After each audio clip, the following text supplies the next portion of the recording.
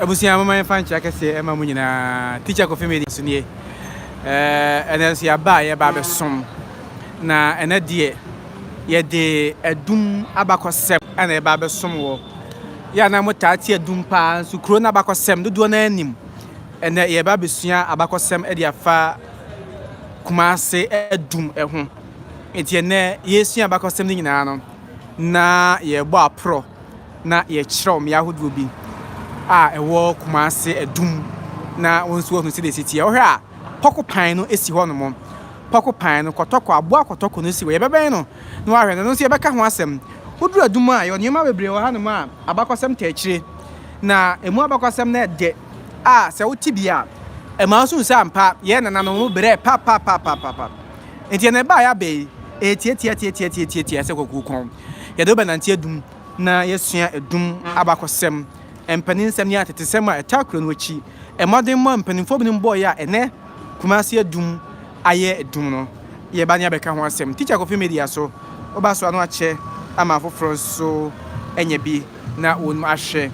oba so anu ache ama foforo enye bi na wonu ahwe na na me a me ba pro na masomo mo je hye kwa me agene mboate obetimi afre na na kokoto me na nei me ba na maba somo na bibia nso atimi aye kama enti uba so na wache ama foforo nso enye bia hwe na bibia nso timi akoso tiene se uhu aduma cha ye bete Q straight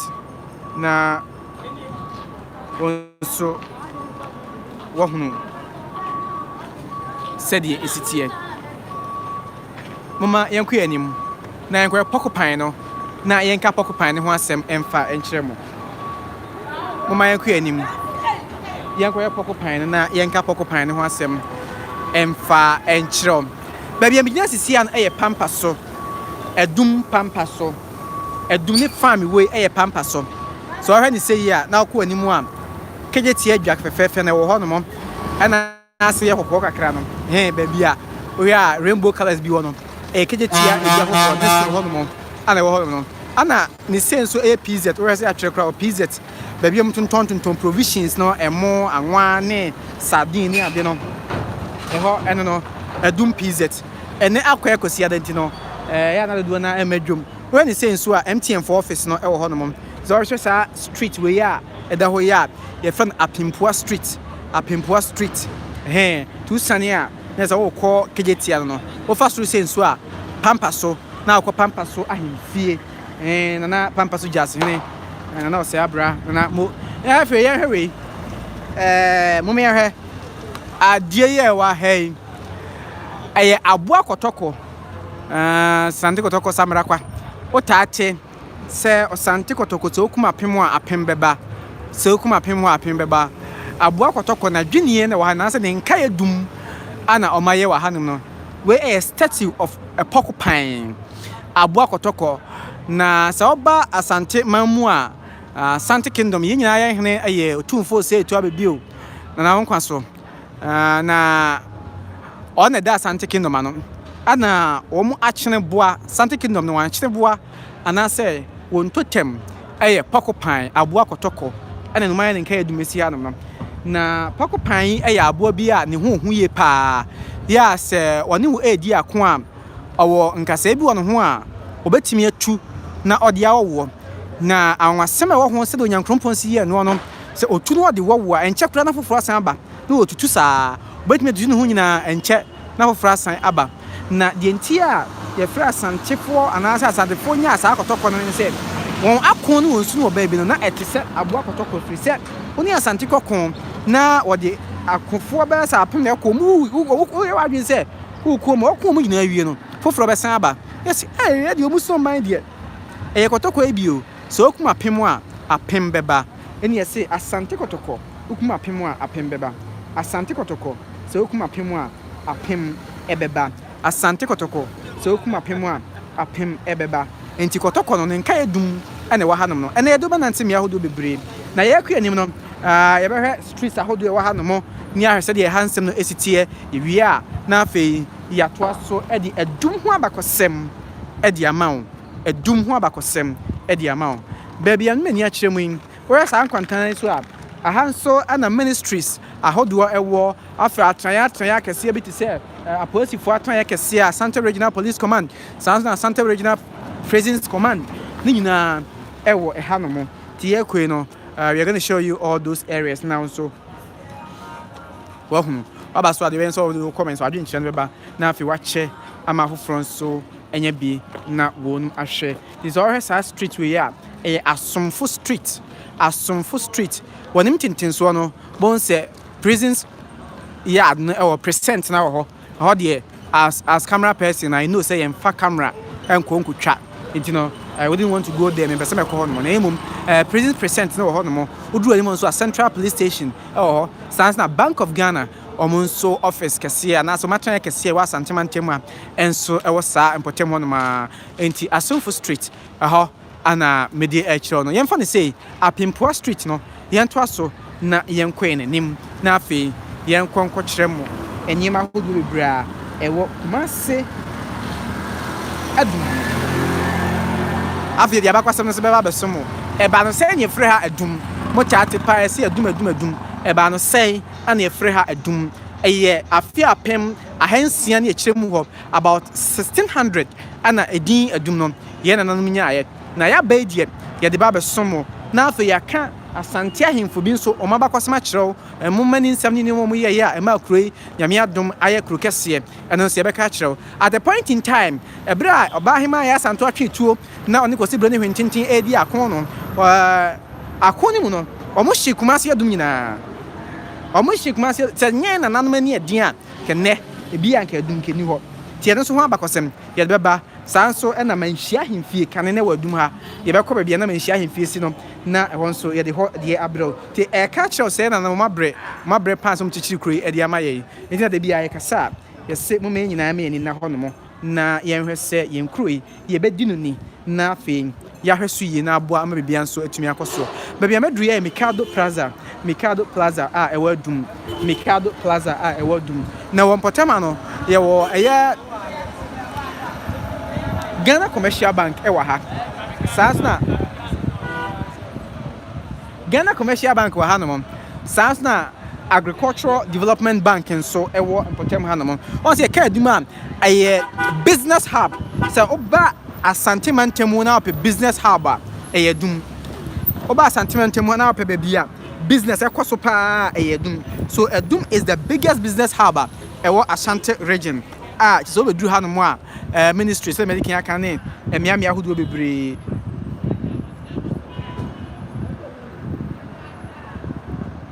yeah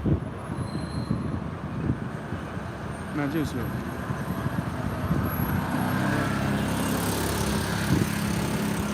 yeah mami ye progressia from my life you know I don't know come on me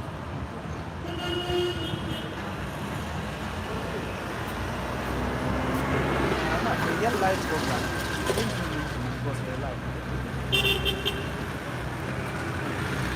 Abusia mo yanko anim na yani yankomo no. Ezi o hwa no mo a.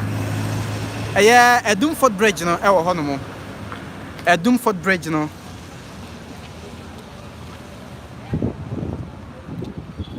Adumford Bridge no wo ho no mo.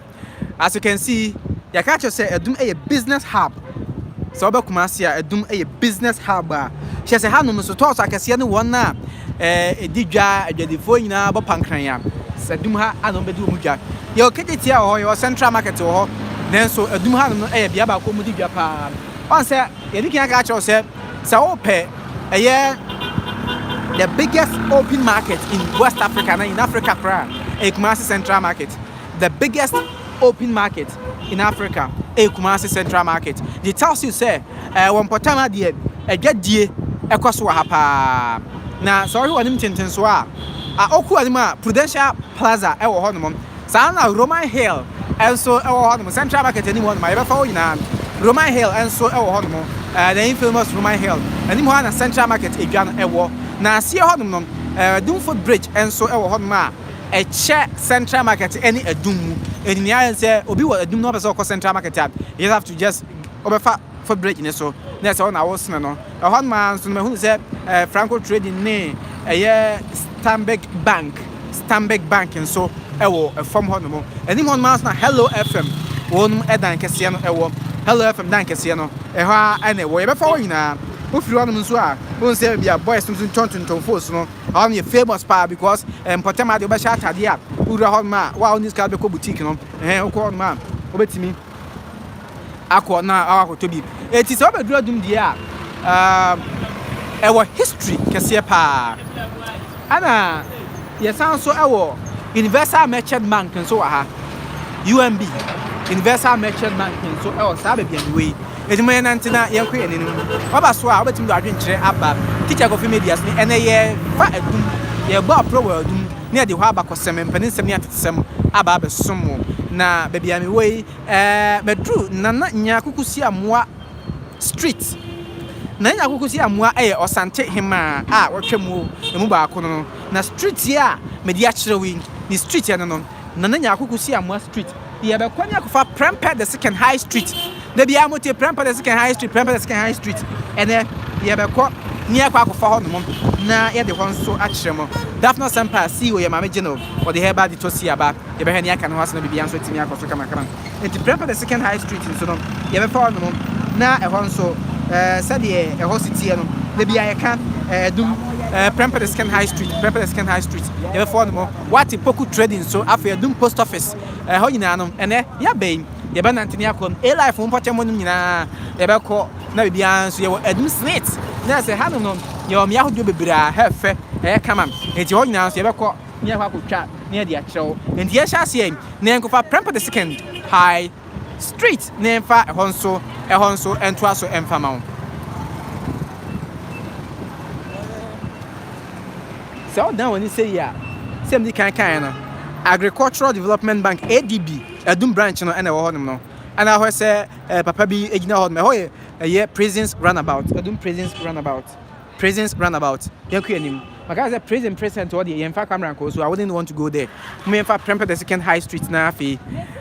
yɛnkɔ hwɛ ɛhɔ nso deɛ ɛkɔ so ɛwɔ hɔ no ayɛ Kumasi Adum na mɛsɛ mɛka Kumasi Adum ho abakɔsɛm akyerɛw to the nyabo twɛtwɛn me why sɛ yɛ akro no din ɛde adum adeɛ baako so mpanimfoɔ ayɛ provision of dustbins a ene sɛ bi a wonam na opɛ sɛ utu regu a litter bins no won ɛde bi asisi ha no ma ɛyɛ na wo dane agum na Ghana fo bi miensu ne ban da bi a meka sɛ yɛka sɛ ɔman bɛyɛ yie a eba chanfo ne ntuke me boss nko aso ɔyɛ ne deɛ nanso yɛ individuals yɛ wɔ ɔman nim no yɛ ne ɔman ɔman no ayɛ yie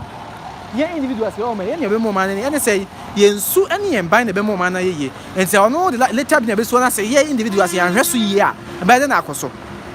de bi na meka sɛ efi atugu abɔnten no sɛ nka yɛ hyɛ ho so sɛ atugu abɔnten a sika ne ka mpanimfo bɔ ofin ho no nka yɛbɛsa de mfuntum afoforo ti de bi yɛhyia so ya na yɛtu yɛn ho yɛn ho fo sɛ ɔsɛ yɛhwɛ na yɛdi ɔman no ani na abu ama bibia nso etumi kɔ so yɛnkɔ Prempeh the Second High Street Prempeh the Second High Street ma yɛnkɔ no na afei yɛnkɔ hwɛ deɛ ɛkɔ so ɛwɔ hɔ enti baabi am nam sisi ya no Nana Nyakuku Siamoa Street Nana Nyakuku Siamoa Street aha nso A-Life for shop baako ɛwɔ ha no mo A-Life ɛwɔ shop baako wɔ ha afei na mɛkɔ Prempeh the Second High Street afei na mɛdu Prempeh the Second High Street Prempeh the Second High Street now so ɔyɛ saa High Street yɛ a wogyina mu a ɔbɛkɔ Adum PZ baabi am tontɔn watch bɛbɛn no PZ watch phone nim PZ watch phone nim ɛna ha nso yɛ mobile phone shops bebree ɛwɔ ha no mo a ɔmanfoɔ tontɔn mobile phone shops paa ɛnyɛ asɛm ketewa aha no mo tontɔn mobile phone shops and that street way ɛyɛ Prempeh the Second High Street na o dan ho sɛ ya so dan ho sɛ ya na the Prempeh the Second High Street no ɔkɔ Malcolm ɛne ne mpɔtam ɛhɔ nso na Adum ahemfie ɛwɔ Adum hene nana yɛmi hyira paa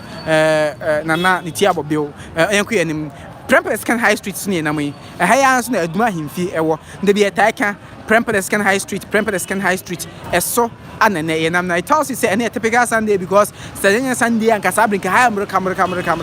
beja kra sakra na ɔmanfoɔ wɔ ha no edi wɔn edwa enti yɛnkɔ yɛ nim na yɛntwa ha nkyerɛ mo kakra aha udura mɛ Republic Bank ɛwɔ ha sans na Ejaba Plaza enso ɛwɔ ha no mo Ejaba Plaza no ɛna ɛwɔ hɔ no so ate ase Ejaba Plaza Adum ana ewo honom no yes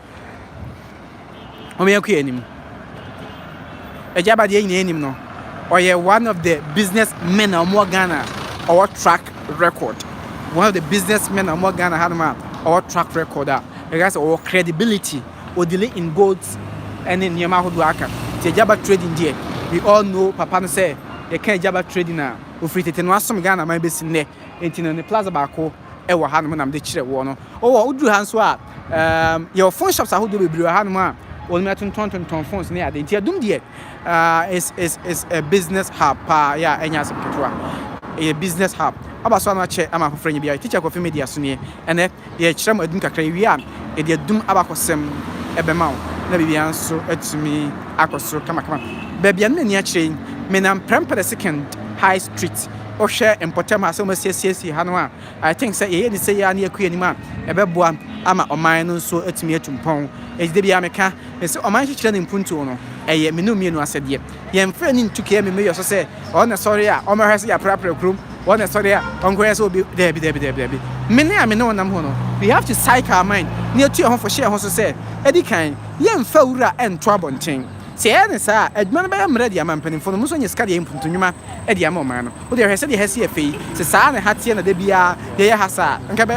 kama ma no atimi atumpon ti yanko yen man prepare the second high street nam no aka akra na duru Mericom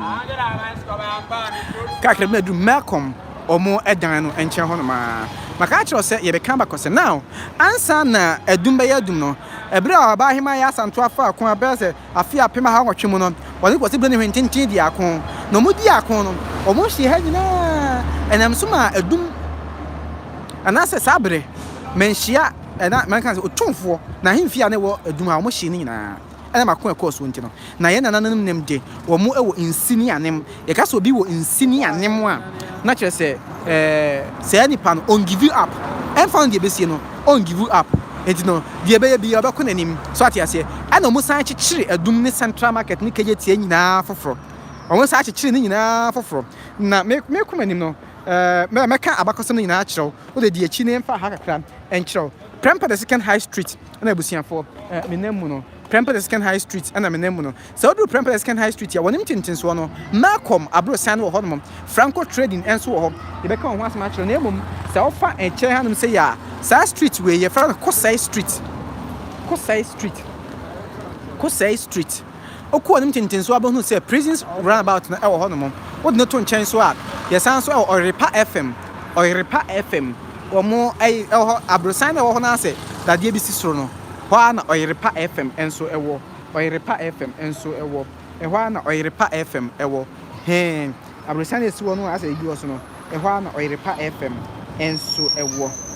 afen mamenka eye edum ho abakosem no na ye hyase ensuane enkone doso ye akua nim no abakosem ye de ba na doso ndi mamenka edum ho abakosem no nkyerem ye mfa ne sei na so when say ha na me free buy no Prempeh Second High Street ha ana me free buy no ene se nya se ene ye kwasiara na ye dwada nka kwan ka menya ba bia nyina ha na me free buy no Prempeh Second High Street ana me free buy beto aso akwa enim nya akoko trade ni ministries wo nyina no ahwe se de mpanifo asi ama High FM na akwa enim a wonim tintin so na Boss FM so wo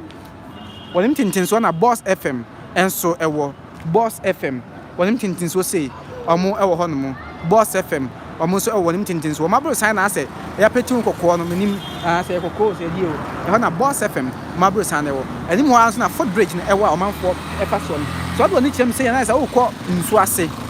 adum nsu ase ahaya ana eye Sambra Hotel omo so ewo adum nsu ase Sambra Hotel sa street we ya mu ukọ ni nakra bia adum post station enso ewo ho no mo adum post station ewo ho no mo Sambra Hotel ewo sa street we mu ukọ ni nakra bia eye police station enso ewo ho no adum police station so ewo ho no mo a chese eno so street now ma mention back to Prempeh the Second High Street when yanko enim maga say ha a business hub a business hub now afi yan hwe adum abakosem da bi ehia se e ka kire se edinu ankasa eye anum edinu ankasa eye anum na ne mafo yensia abakosem kutikose bro ne hwentintin ba ayo no chance de ope na ya fa no sa ye ka adum ba bi na emigine ya edinu ankasa eye anum Pepa cho enye adum na emum eye anum anum na say ye nananom enya sa din adum no na me ba be kire wo no madiki aka cho say kana kire pa no ha ana na manhia na so otumfo na hemfie ewo empotem ha ya ana otumfo na hemfie wo kosi bra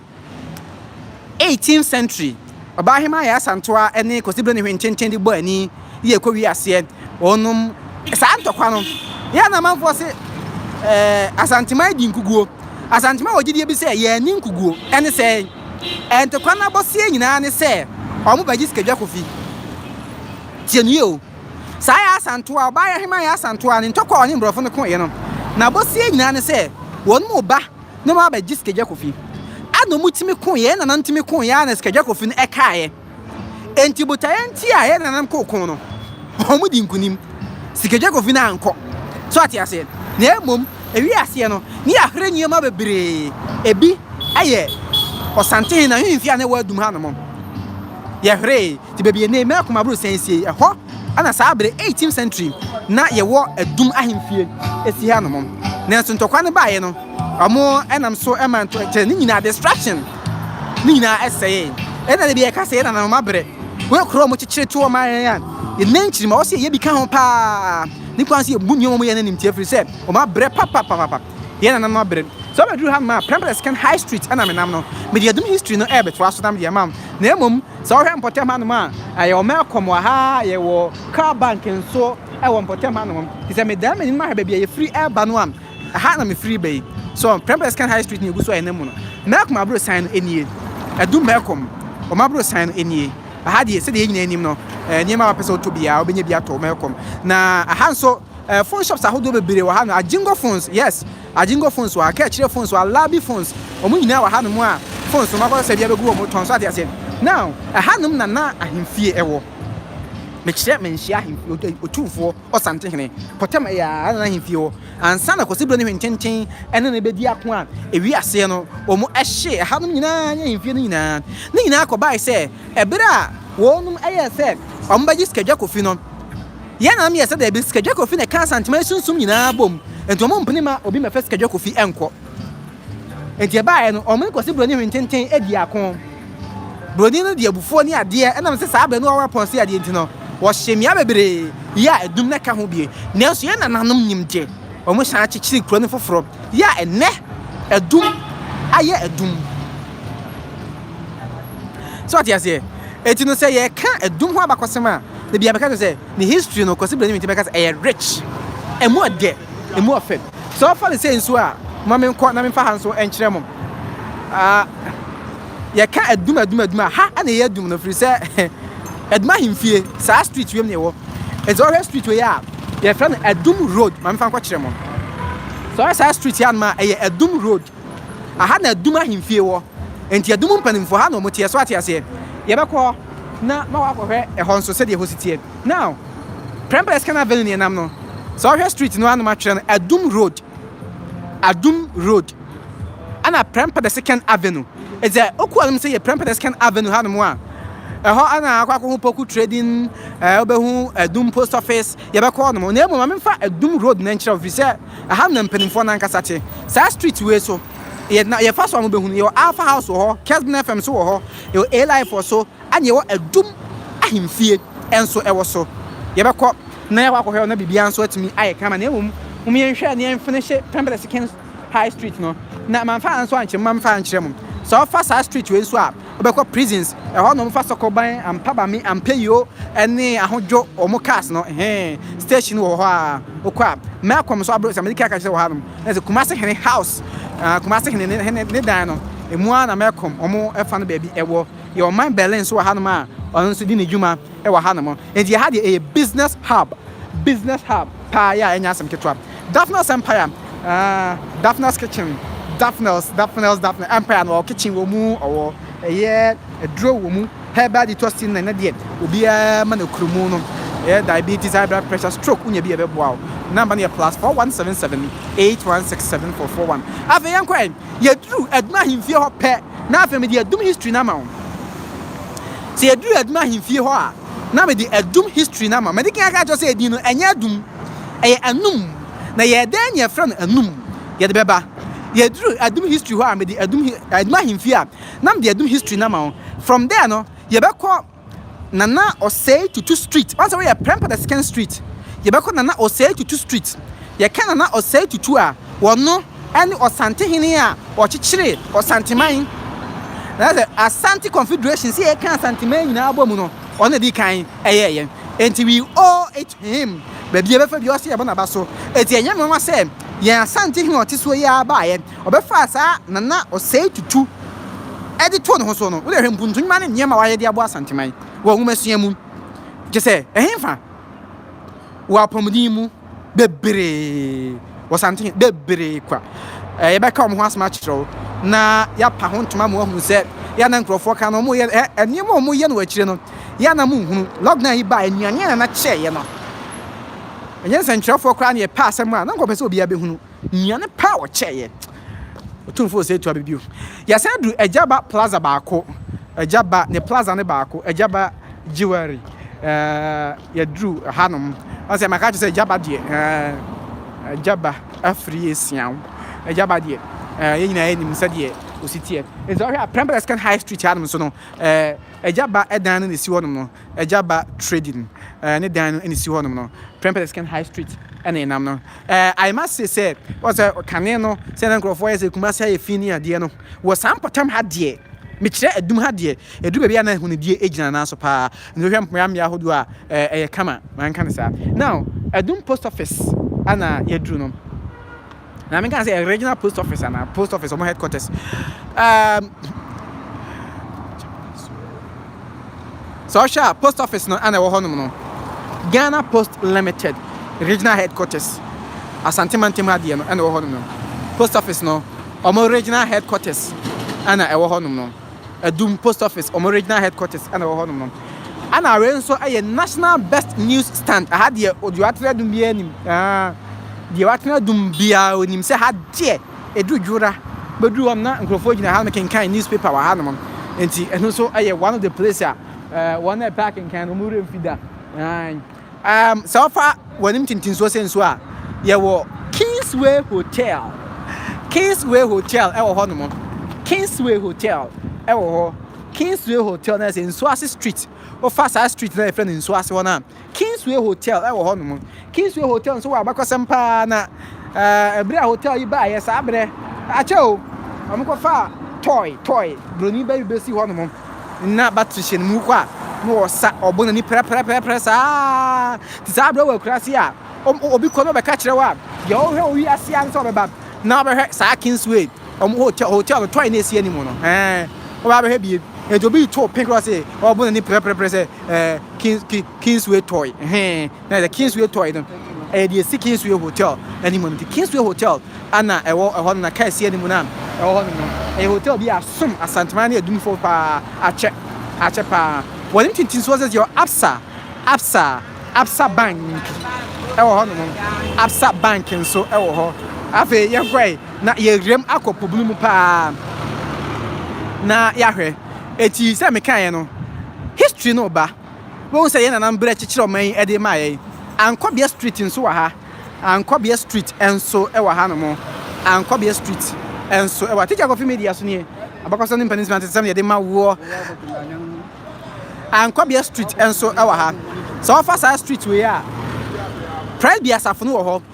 on bookshop wo ho Pride bi mu school no wo ho no mo ana afa challenge bookshop enso ho ne wo wodi no to nchen ya kwa kosi kwabna kese owura kwabna kese Kesmin maybe na bro sane wono a Kesmin FM so e wo no eno so e wo sa street we mu Ankobia Street ultimate omo so you know what your friend say omo boutique no ultimate boutique Adum podium ultimate boutique no eno so wa ha no mo o we am say Absa Bank there medican e dia chew already medican Absa Bank no e dia chew Samsung Electric Company omo headquarters nso wa hanom a ene se opese obedi udwuma bi enkyeremu bi a omo so headquarters no e wo membokum so he ya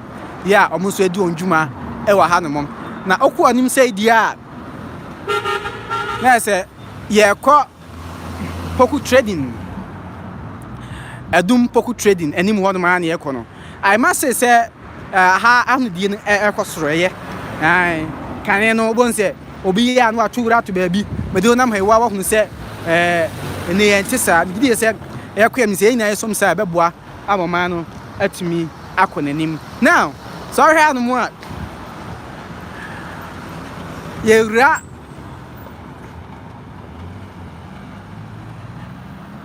ministries na we anim ha ya ha na appeals court ewo odi no to nchen ya ha no mo tonton African yenyoma pa me do call no ha na ya Santoa museum ewo ya Santoa museum ai ne ya military museum no eno so ewo ha ya Santoa museum military museum no ewo ha ma unsa watch we oh boy e banam dia be kire mo maka ho asem kakra dia kire mo eti ya be ministries wo no so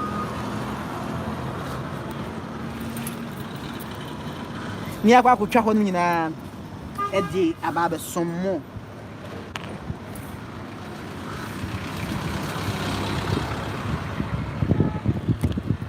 yes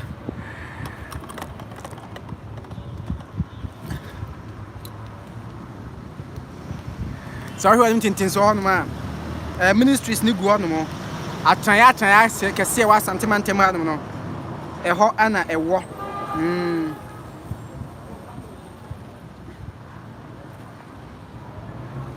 ti abekwa anim na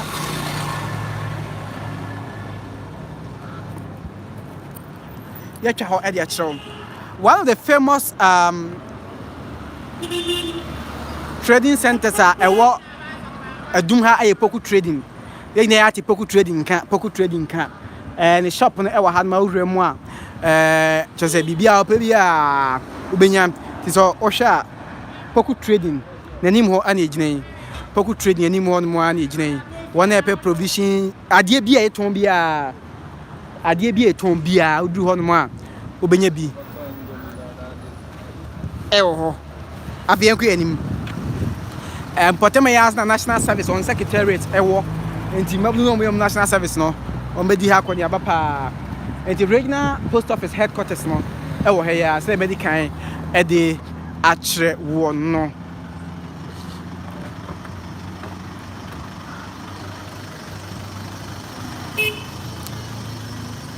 post office regional headquarters ewo he ya enti odru han man Adum post office no ewo ha say yeah ene adwuma pa ana so hwa nso a maka say ministries and departments enso ewa ha so hwa abrosan esi wonum na appeals court de ewo Adum no ana ho appeals court ewa ha no mo ministries de bebere ni na ewo ho no mo passport office enso ewo appeals court ni nchen ho no ma Sansa forestry commission almost regional headquarters no enso ewo ho no mo ana akọ onim sei nso a obekọ museum mechire military museum obekọ no military museum okọ no ewo Sansa na Bank of Ghana omo office no ewo ho Sansa na regional health directorate na said baby apomdin omo headquarters no ewo no eno so ewo sa efon yebekọ no na wo hwe ni say a Adum Senate so hwe ni say a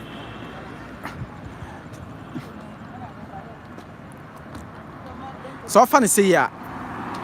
Bank of Ghana and I say Ghana Commercial Bank Adum main branch na ewa ha sanso ana Senate Adum Senate office enso ewa ha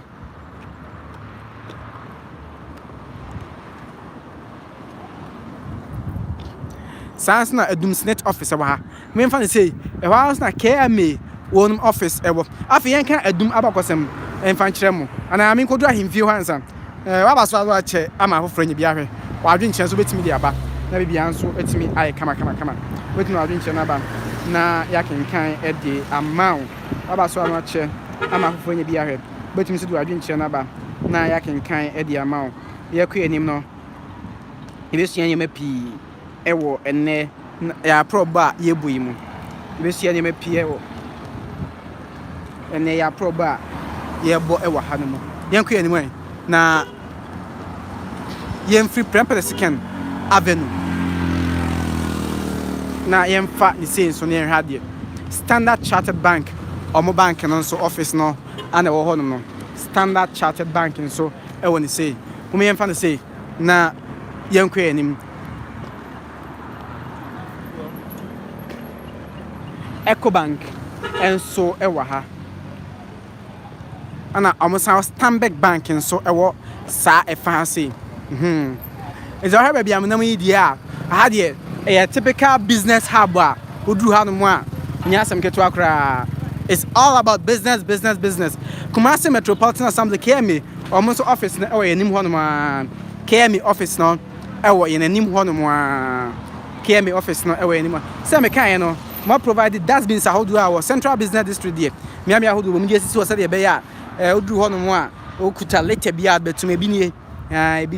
eti eno no add up to the beautification of the city said be ya ene one na kan no mo complain say you need dustbin no ene udidi amfa nto obiu say na udidi na de to no ma ene nice wa no wadwen say be yikum afin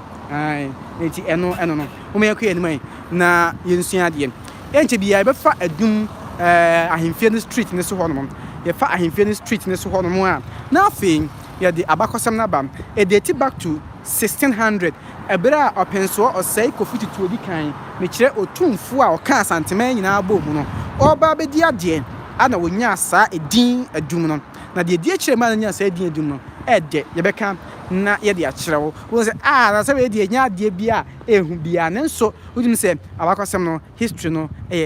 kama pa yenku yanim na yento aso enhwe de ekoso ewo ha no mo say okwa sa street we nam so enso no a friend Harper Road Adum Harper Road but yes Adum Harper Road no eso ane na man na de wo say ofa no a obetimi akwa ahodwo runabout I asked me if I call Rotary Park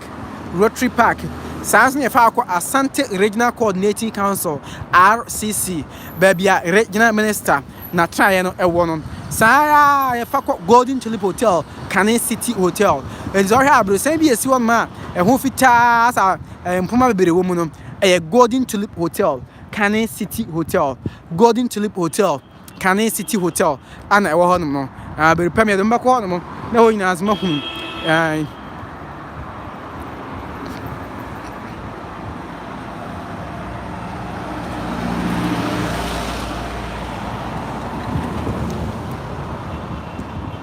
Tia dia bako sam na ba besomo dia bako sam na Adum State office office ba kwa entan comfortable din pa Adum State office me de ho ba kirem na sansan na so hwe a sa abrusan bi na si ho na o hwe soro ho ma Golden Tulip Hotel Golden Tulip Hotel ni opposite that was opposite ni hwe ani mu ho no mo anda ye Rotary Park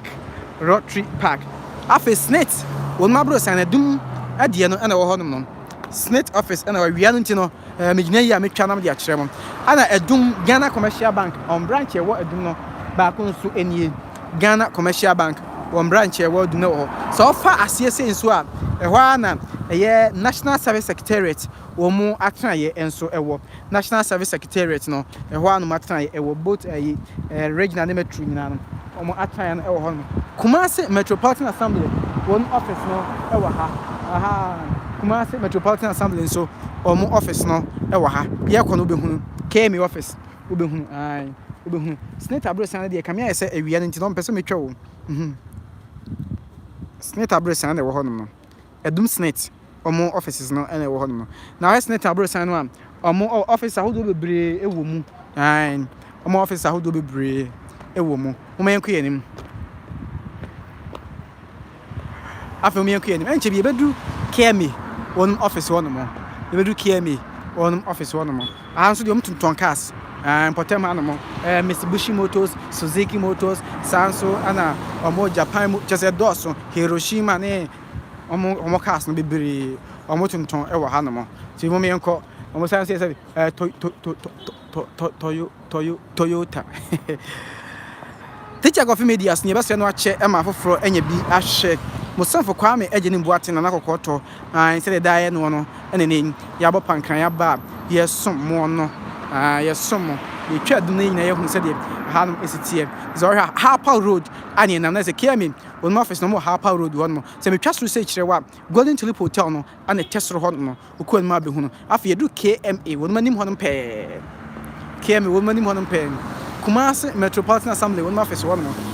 ha nya fede ya ne se nkama wu o ma siesi ha kama pa Kumasi and so sharp oh ya na nkrofo bi tai kan se na Kumasi ay tani ade no kre ne so mia bi ho dia ho fe ai mia bi ho me ho fe ti KMA o office one ana medru ho no Kumasi Metropolitan Assembly o office one ana medru no na so sa street we ya street we Premper the first on say Premper the first and you Premper the second Premper the first high street any Premper the first high street any ba ko ko find Premper the second high street and we Premper the first high street now Premper the first high street no so far ma bet me akwa ko see Kesben FM bet me akwa ko see a light supermarket bet me afọ ma ko see otumfo o say to the first on so the high street one no bet me afọ so akwa ko see Adum police station wo nti ho ne be ko na mbom so ho ne say ya KMA one office na was Kumasi Metropolitan Assembly Kumasi Metropolitan Assembly one office na say o office no wanim he ya o masiesi ha adi hani pa me say o man chiche ni mpuntu no nyina asede enye ba akofo o ma adwuma enye dokun kanche na ba akofo na busua won matase akohye mukase adi enti ye ka ne say no say nyina ya ebeboa amoman no atum pompa enya asem ketwa mo me enko yanim ye dru aduma himfie na afa ye di adum abakosem no aba besom si ye dru aduma himfie na ye di adum abakosem na ba ne ye ka bon se predia sorry so ma si school dan ya sorry dan kakraka wa hanma di kan ka kire sa street ba kuna na gina Premper second high street no ofa so a wadi aba be si sa presby o mo asori no school no awe anim se bre ye na Premper the first high street but when that means how do 1 2 at least 20 meters bia no obenya dustbin a odi wadi ebe tu once here na STC o mo yard ba ko wa ha no STC yard enso e wo sa kwan we ya so STC yard e wo sa kwan we ya so eti ya kwa nnu nso be hu that's not something that everybody trust here ba if I chop pedipa natural herbs yeah diabetes high blood pressure stroke and answer the no onu ne yinka na pese ko ofu na snap pese twen and obu awesome dem nya na mo pese me boost immune system no na bi na try ebo am pa ntima me twa video me kwabasa nya no asa abre bi kran ka abo me yade nti no Daphne Sempre Herbal Detox so nya bi e be ba the number na +4177 847441 Daphne Sempre Herbal Detox no friend na bi answer me eti Premper the first high street ana enam no Premper the first street ana enam no oku anuma sanitation department no KMA wo sanitation department e wo ho no mo yenko na yenko hwe eye yenko fa aduma himfie ni mo no mo eduru ho no mo na afi me de adum abakosem no aba na ehun se ene de ba se ba be no ampa yetumi aye ama no edimu to aba so a comment no obetumi di aba ni akenkan edi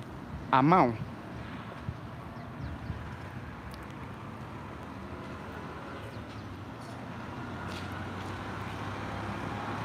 Premper the first high street ena ye namo no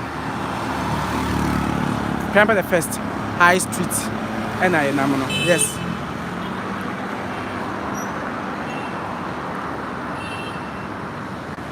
sa street when so aye Atrebuana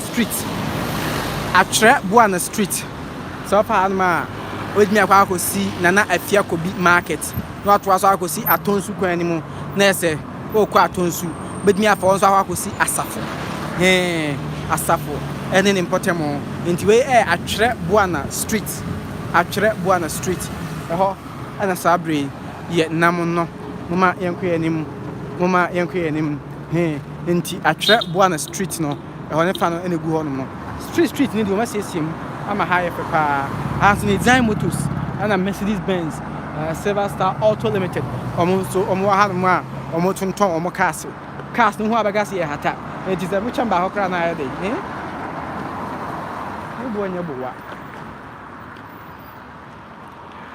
we kwenim teacher coffee media so some for kwa megini boat na akokoto ene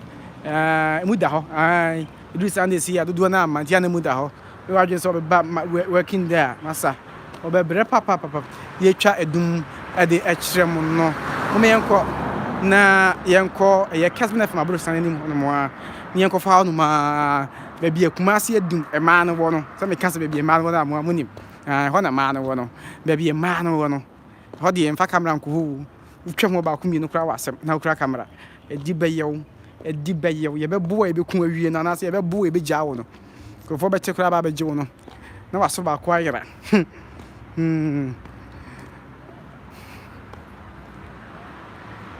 Baby aye koi Adum STC ya STC omo bases na Adum branch no omo nso e wa ha no mo a parcel ne akwantu ho nsem omo nso eye ho adwuma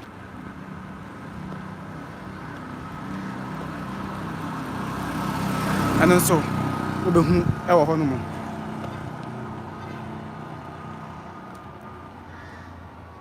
aba so betu adwen kire aba check of media so subscribe why na e dia mamra abakọ 7 mpeninsem baba be somo pa ja ready ensra ha ne ebo ewo Adum na amamre programs ahodo no consider make us aligning up ye siesie ahye kama ye de baba somo de fa abakọ 7 de fa 37 de fa kasa bi nkire mu de fa ebebuo kasako a akanfo de ne ya ahodo ayiyo afahye ne nyina mu nkire mu ye baba to de subscribe na chance ma fofo nya bi na mi adoma no se de ba ya bebo nkan na wonsa etumi Akan bie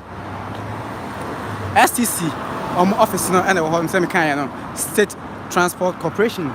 bus terminal na we Adum no and want to be a Saudi no akwantuo ne parcela ba STC yada also be ye ho adwuma na e de amount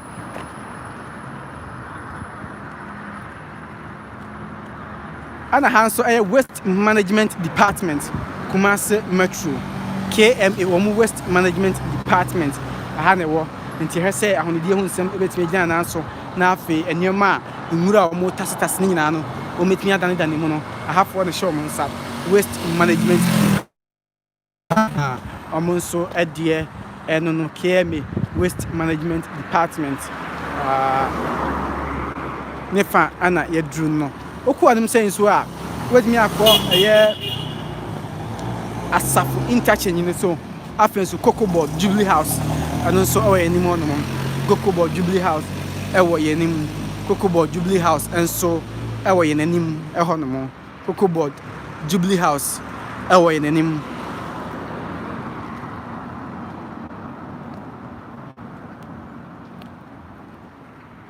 ye kwebon se Cocoa Board Jubilee House nso ewo NC ho no mo ha abrosen bi ne to aso bebere no Jubilee House Cocoa Board enso ewo yenim STC for bus fefen ba ko na eba no office Cocoa Board Jubilee House enso ewo yenim ho no ma ni Prempeh the First High Street ene nam no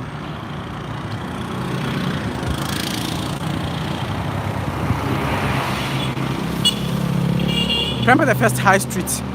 ena ye nam no so akọ nim tia Cocoa Board na ho no ebio obetimi afa eye unifa so na wakọ Afiakobi market je na Afiakobi market ato aso akọ atonsu na asa obenkum so na wakọ asafo interchange ni so si asafo market wato aso akọ labor makom ene emia hodo a aka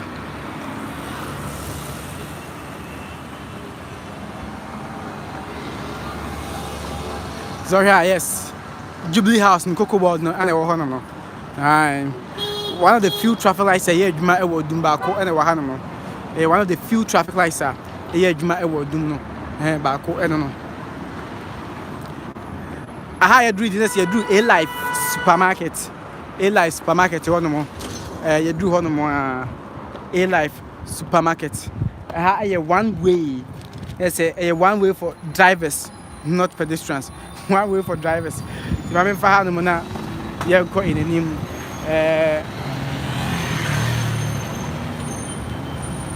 enti ya ba be si Adum road se be bia ne e wo no ho ano ye hwe Adum road no anya hunu se ko anim tenten so woten Adum road no ba be si Kaduna FM o ma bro san no enti Adum road ne ya be si no Kaduna FM bro san no na Kaduna FM bro san so no Fosua hotel Kaduna FM na mu wo mu ɛne nnwumakuo ahodoɔ bi a ɛwɔ mu nti sɛ ɔhwɛ wɔ ne tenten so a saa aborosan no esi hɔ no ɛyɛ Kesbin FM aborosan no ɛna esi hɔ no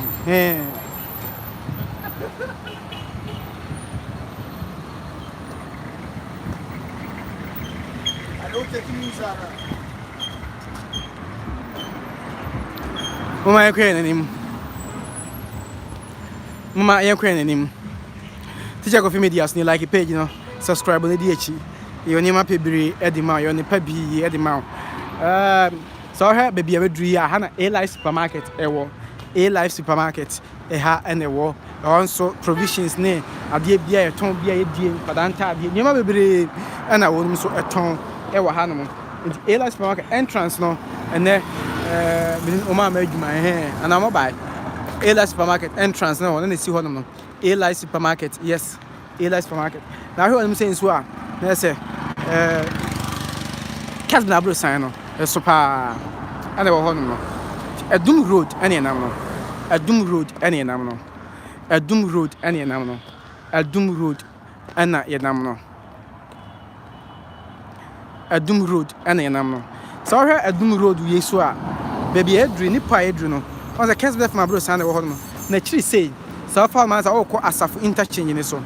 Asafo interchange na say wu sane now dey akọ Asafo market ni me ahodo ni nkura ahodo a egu ho no mo Asafo interchange yes na say wu sane na dey akọ ho no mo to me akọ ni ya so ana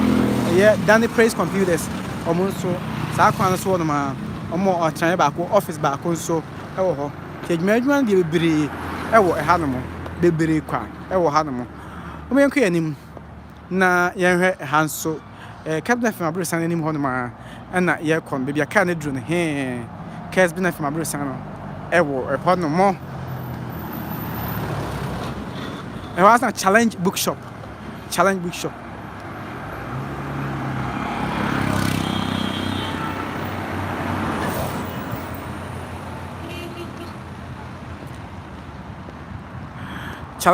ewo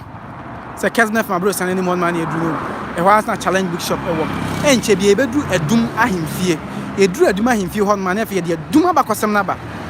enti a yefre ha edum e ka to say enche bia be fa street ni so enti edum street ni enam no ye na edum street Kesbin FM abrosan no ana so ye friend Asda house de bia mote ye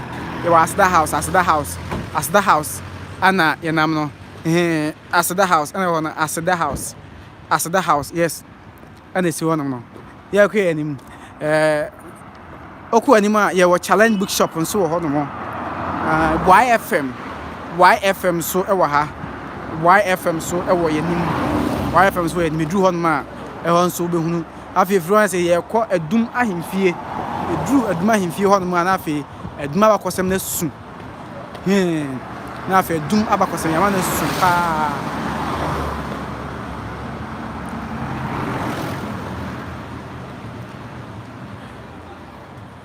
Adum road ane nam no street we ni Adum road sa na ya nemu no se Adum road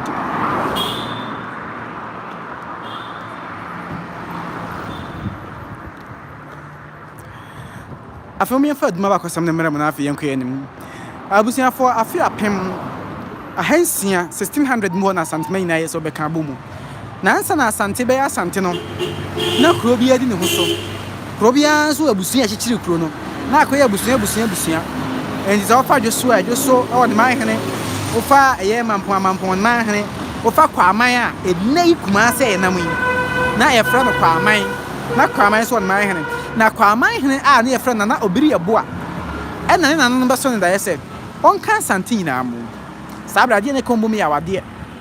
we kware wa na ya kware wa na ne kombo bom anya sanom ni nkamu baako enti aman hodo aka bi se de nkyira ebi ti se doma ebi ti se ye akwamu ni ade se bi obi na obi be ko a oto se dwoso so akoye dwoso fo nko anu ma bom no mko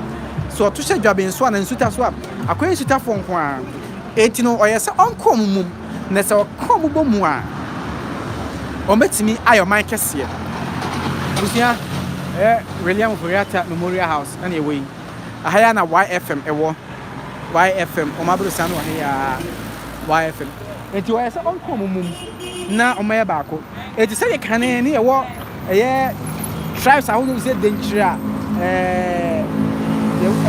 Just a baby, not Asante. Asante, your tribe. Asante, your mind.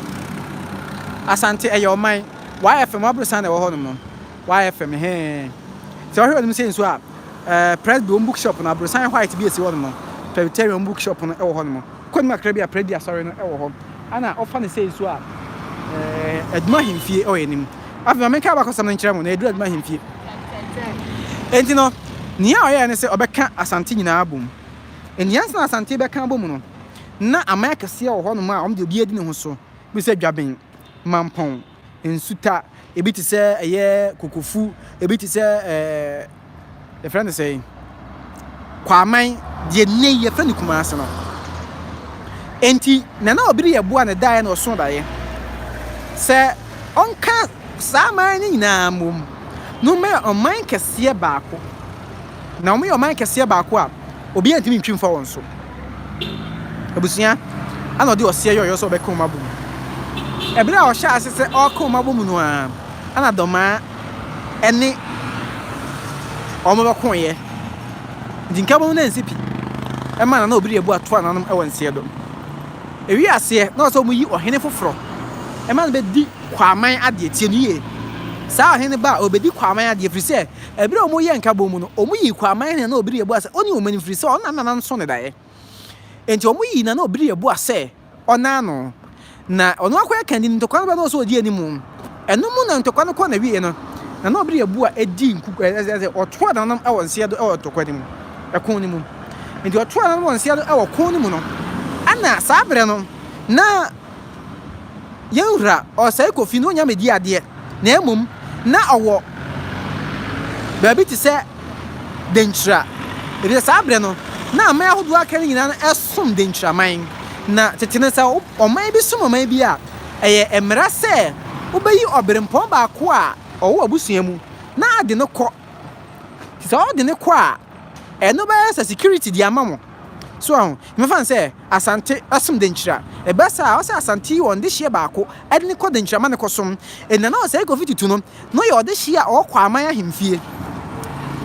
ana mu yi ne kɔ dentra say onkonkosom enti e bra o ho no bibi nti o to aso kɔ akwamu na na ansa sesraku hɔ enti bra ade de to ne say oba ba di ade no na o so ofiri akwamu na na ansa sesraku hɔ na oba kwama ebedi ade se kwama hene tieniye na so free akwamumamu na na sese ko di kan ho eba kwama enai Kumasi ebedi ade se Kumasi anase kwama hene ana oba na bra oba no so nya abambofo no mo na na osai kofi tutu ho ban eti no abambofo na omuyi omo no na ebinum eya abrafo enti se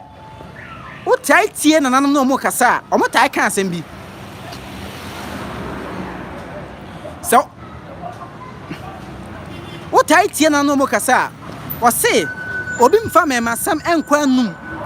tie no ye o ebere nanam tabu ba omo se obi mfa mema sam enkwa num firi se okwa adum a na se bi ne frɛ hɔ adum na na mema ne tia ya no mo ye abrafo mema kentina wa pa na anya asam ketwa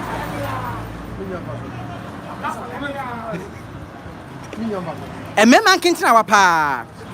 enti so obi so an mema so de ko adum so munya na ko be sa ba mpa so du ha na ntimi nya hwe every say abrafo a sa bre o santin na odi kan eyi wo mo ha ana no mo tie na bra na na o sai ko fitu bedi ade se o santin hene mam ka se kwa man hene kura ana obiri konfo anoche tie no ye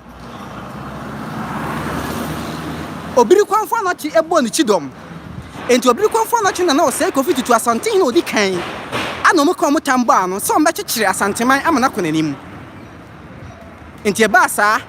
omo bre papa ye adwuma de omo mogya omo kra nyina to ho enti e bra na na bedi ade se kwa man hene no na o se enye obi a obeda asanteman no eno na obiri konfo anoche ye se obekom amaskadwa afiri sraba na da okom ye skadwa no firi sraba na efiada fofie ne e friend sikadwa Kofi na okoma eskedwa Kofi ne eba no oka kire omu nyina se de akonya ne besi na so no on na bedi osante hene de akonya ne besi na so no on na bedi osante hene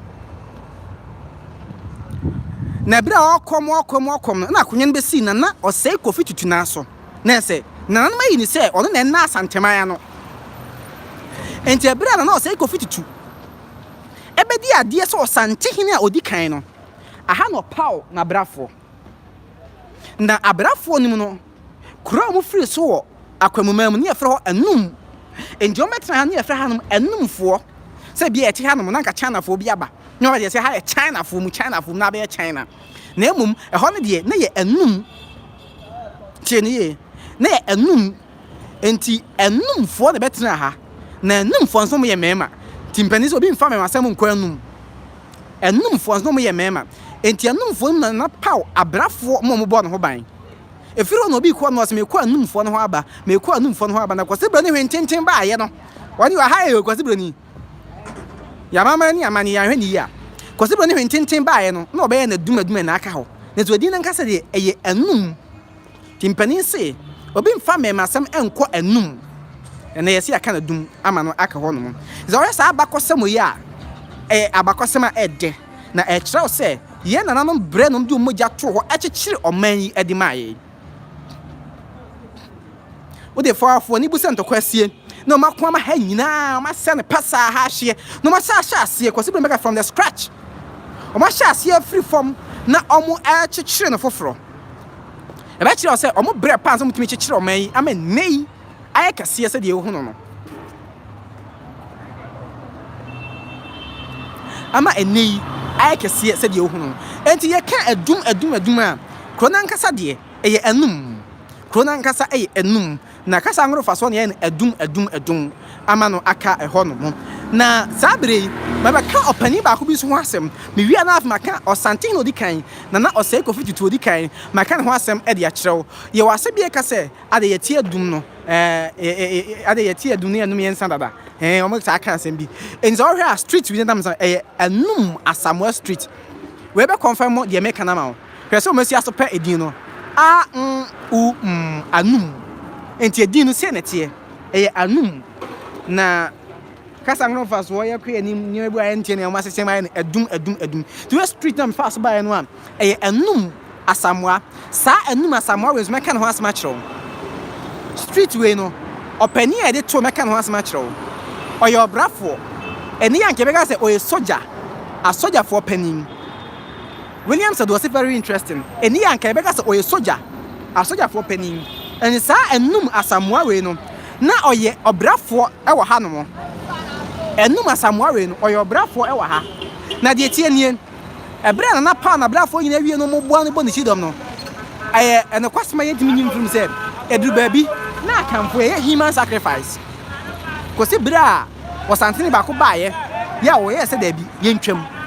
na sa enum Asamoah yi na oyo bra ni a na ne osonwa be ma kintina wa adwuma ni na wo na ye enti oba ne nkoya suro no enum Asamoah na eba no mu dwane enum Asamoah na eba no mu dwane we also here free landing yami shop enum Asamoah na eba no mu dwane enti akwa so sa ama aha me ye hu se aye ha de enum Asamoah kwa ne hu anom kɔ bɔ menhia amane ana ofra enum Asamoah na ye mo ka ne nyanya no kre ebia medin a me wo ne me so abeso wantia e ba sa ama na ne manfo kasai na zo manfo tia se nenso ebi mo mu anu mo nim na bere emre mo mu jo mo hu se enum Asamoah ba mo mu to da me bo wo ne ba ko so enum Asamoah oba mu dwane ye ne na tia rensa ade ye tia dum no enya ni Asamoah na rensa na no bu so mo mu dwane no ementia ne maba na mu dwane ye ti anum no enya ni Asamoah na no mu nsa ana no ba ya kasa tome se ade ye tia dunia ni Asamoah na no mu sa ade ye tia eye kasa tome ye bu se ya asem sakwas ade ye ti anum no enya ni Asamoah na no mu nsa zo ji tum sa ampa ni Asamoah na no mu sa de ya ni no ba mu dwane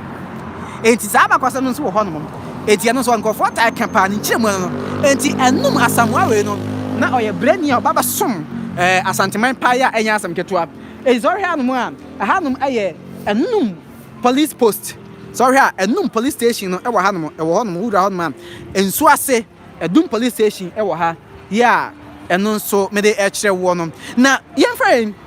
ye free ho no ma sa street we ya ban aye Osei to the first road na say nana Osei Kofi to odi kan ne kwan ne be fa so ne akọ no so na ba kwasem kire wo nana Osei Kofi to ye be kọ no so ba kwasem ne de kire wo ono ane Osante hene a odi kan nana Osei Kofi tutu ane Osante hene a odi kan na abusia ma menka we kire mo onse so hwe Osante abakosem na e kan hemfo odi kan ba ya ye wo twumnyantwi na bakosem kire se omudi oman so ebere kro no makoye sentafo no twumnyantwi di oman so bere kro no a ye wo nana oti akenten ho no mo ana ye wo eye nana obiri yebo a e ho no mo nana twumnyantwi nana oti akenten nana obiri yebo a omu nya bedi ade de ma no boku se o hwe free Belgium da se omu nya bedi ade ne omu amedi ade se Osante hene muntie no yie saba kwase mu hia me pa ya na tai ebiri nkofo ni se adenti na ka Osante no dikin ka na Osei Kofi tutu wo bra mpanifo bi ni nanim ansa na Asante be ka bomu no tie no yie na oman ni abusia bi adi ne ho so enti enam na Osei Kofi tutu na Asante ka bomu no e baaye enti ono na be ye Osante na odi kan ti ma menka nkire ono nsu ade yie twum ni antwi baaye afi na oti akenten baaye na obiri ebu anso baaye won mi na bedi ade se kwaman ahemfo enei Kumasi ahemfo sa mpanifo mi wo mu di omu na bedi ade se Kumasi ahemfo sa bre ne efra no kwaman enti bro mbedi ade na obiri ebu apen so se na medikin aka no na ne nananom ebe so no daye anu ka kire ne se oman na aka ni na so otimi aka o mabomu a ombe yo so nkese a otie fidie so enhwa bio anu mo hia ase so mo kon mabomu that was afia pem ahensie mo 1600 mu ho enti bro shen ka bomu no ase no ana doma ye ka doma ye na bi ni mo adwen se doma wa akire o doma no mo ti central so mo amunim central so no ana po so for life mo amunim central so ana so for life no ehona na doma afo tie ana sa abere kwaman a ye Kumasi fo omo so ti be ye we ni ma be bia ye nanam yin enti e ba sa no doma ne kwaman fo be koin ento kwa pa nya asem ketwa doma ene kwaman wo mu ba koin ento kwa na meka cho sa abere kra no okonfo no obo na obiri ebu achi dom e okonfo ya moa ono no ya agona hene okonfo ya moa santo kwa ma no okonfo ya moa so to anana mo nsie do santo kwa ma na obiri ebu a enso to anana mo nsie do enti abere na obiri ebu a to anana mo nsie do no na o se kwaman a ye Kumasi be bia me ginan omu yo hene na ogoji o manemu akosho o manan free say sabre no e ya man hene na kika bo mu anu ye so mo ka omo ho abom no ma ye o man baako edwoso man hene mampo man hene na nabo ahia na ntuo sabre nsuta man hene sabre dwabme man hene omo nyina no mo ho no mo ka omo bo mu enti omo nyina na obiri ebu asa oni o manim na domafo no be koye na ko wias na obiri ebu afiri mu no na so omo nyi ofoforo na oba na obede kwaman ekendi ni enti na Osei Kofi tutu me kira na obiri ebu na ofa ase ana mo fa no ana obedi ade no ma me ka sa abakose mo nkira o abakose mkira se ofiri eye akwamu eba no woni baafo amankwati abantima hene ne baaye edu ba bi na ohwese de bantima ndi bia ne siso e wa ya montias eye osom efiri se ebre na Osei Kofi tutu wa akwamu no bantima hene na baafo amankwati a esom ne wo ho finom so ya brempon to ba ne baaye ana osane ne kosua ekwan fa so ehye ekon so ati ase osane kosua ekwan fa so ehye ekon enti ebre obeduru ho obedi ade no ose da bi ene sa ade a oso ma bantima aye ne kon eti ekon ti ene friend kontre hene ekon ti hene sabre ansa na bantima hene ene na Osei Kofi eba no so ba Kumasi e kwaman ya na aye asafo hene ade na ye kontre enti e ba asa no e ma asafo ne baba ye akwamu hene enti e ba kontre ni akwamu enti bantima hene anya asafo hene abaye kontre anye akwamu a eba se saa bre no kwa aman kontokwa anase Kumasi kokon a omu de bedie no ahyehye kon no e de akọ na bantama hene ya ade bi a otumfo saa bre ne ho dwiri no pa na bedie ade wi ye kane no saa bre no na obi ebu akura na o se e po bi a oje oye dihye pa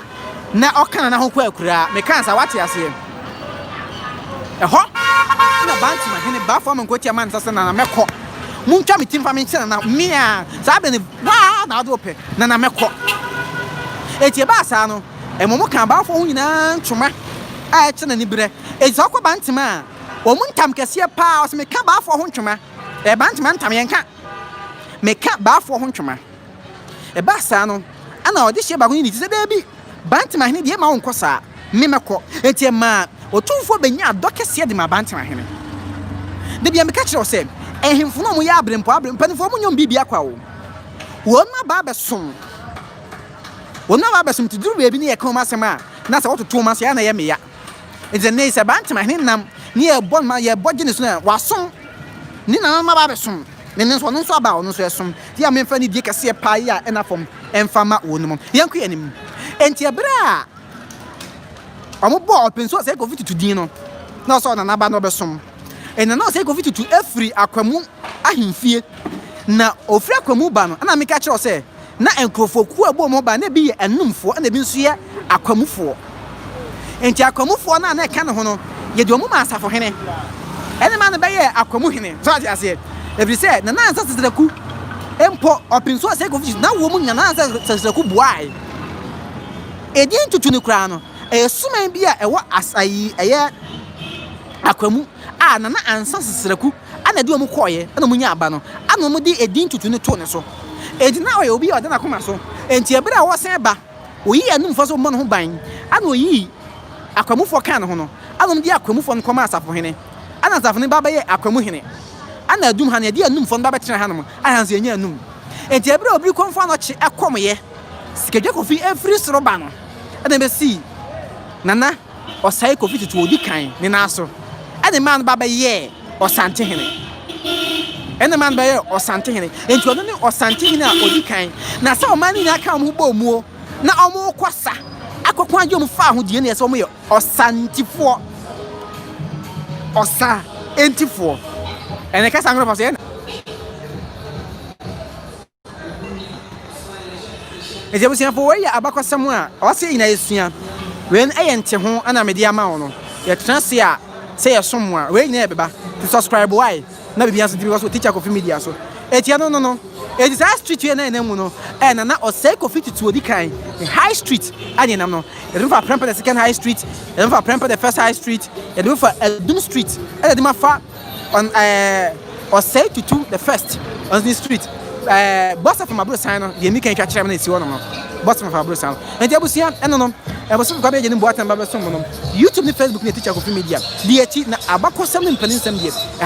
ana benya dosopo ni pa mamemfa anoche square enkyerem na afi yemfa ene ya probo no emra na wiye mamemfa anoche square enkyerem enkyɛ bia na ka me fo siesie ha ade obiri kwamfa anoche ne nsa ane nsekan no esi ha no mo na mamemfa enkyerem na afi yen so enkom zoha we anoche square na said obiri kwamfa anoche ne nka edum no ebi eno no obiri kwamfa anoche nsa no ene wo ho no we anoche square ana wo hono no so we anoche square na wo hono no am fa say na me se letimi etwam yi a de Adum boss of manim hono ma check as from kom leba omo station no e wo hanom so hwe hanom a we anoche square ana wo hanom obuzia for me mo so mo kwa me gin boat na akoko to ya ma chama fo nya bia he ebio ya subscribe why ye trans ya won so watimi anya nyema hodo pii ya me hira mo nyina se ne mo ka me ho ya me hira mo